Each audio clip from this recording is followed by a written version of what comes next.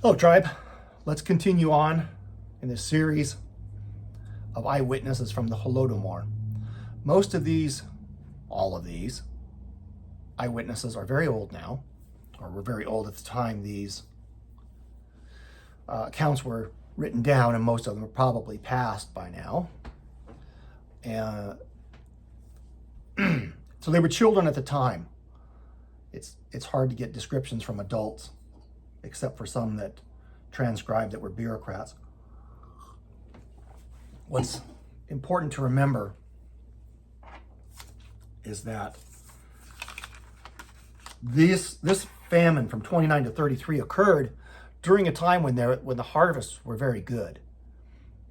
It was completely created by their government and its policies. It was not limited to Ukraine.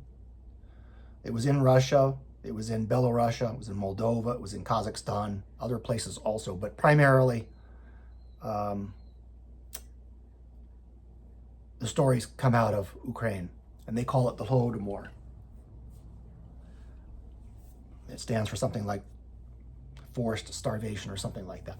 So let's read from Sophia Silin. She was born the 20th of October, 1921 in Krychny village, Kharkiv Oblast. And she describes what she ate during the Holodomor and the death of children in her village from starvation. So Sophia says, when I was a year old, my father died. When I was 2, my mother died. So my mother's brother raised me.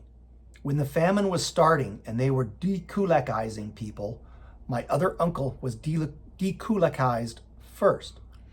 One of my cousins came to live with us, and I lived with my uncle because I didn't have parents.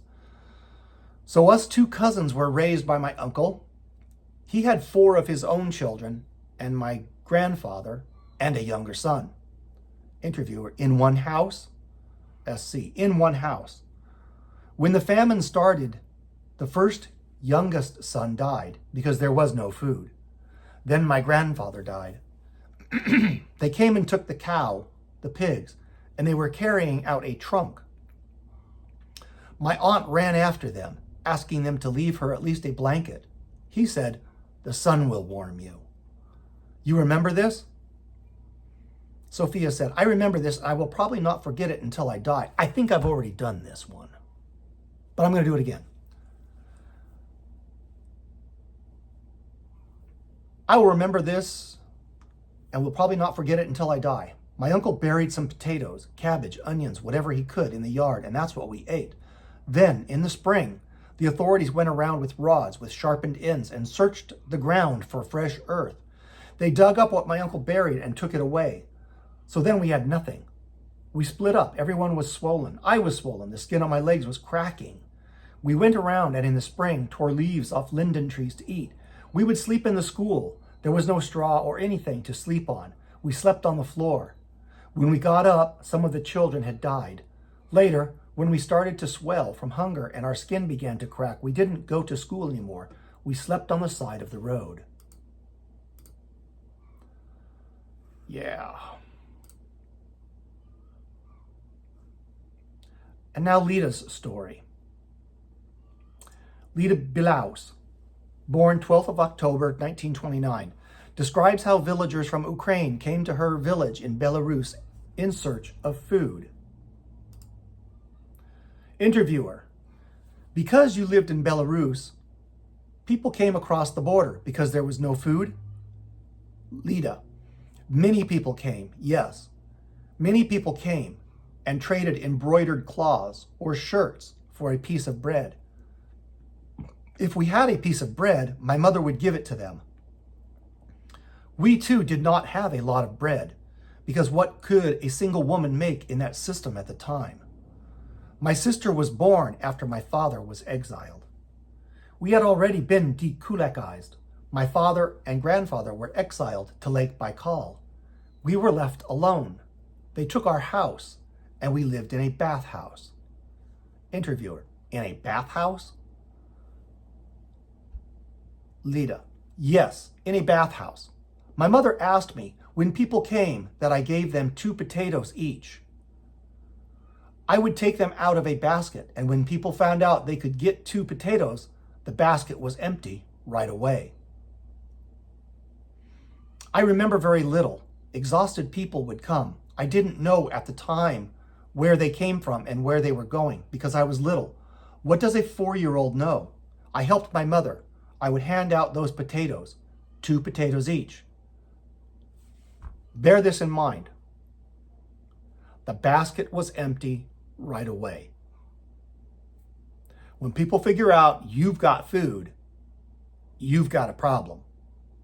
It's nice, it's great to hand away your food if you have it to spare. It's a wonderful deed to do, to take care of people. But if your own family is starving and others find out you have that food, you won't have it long. I don't have an answer for that. I want to be charitable.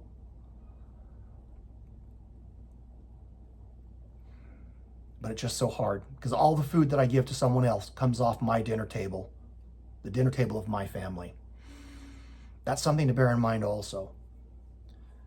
This is the end from ucc.ca. That ends their stories that they were able to collect. I have some others I want to share because it's important to get into things such as cannibalism. If you don't understand the psychological effect of starvation and difficult times, really difficult times, I mean times when there is no hope of a future, then you need to get educated on that because that's what's coming. Things are going to shift. There's going to be a paradigm shift in the way things will be. It's not going to be the same as it was yesterday. It certainly won't be the same as it was 100 years ago here in the United States or even in the world. Things are going to change. And the changes won't all be rosy. So get cracking. Go, go, go. God bless you all.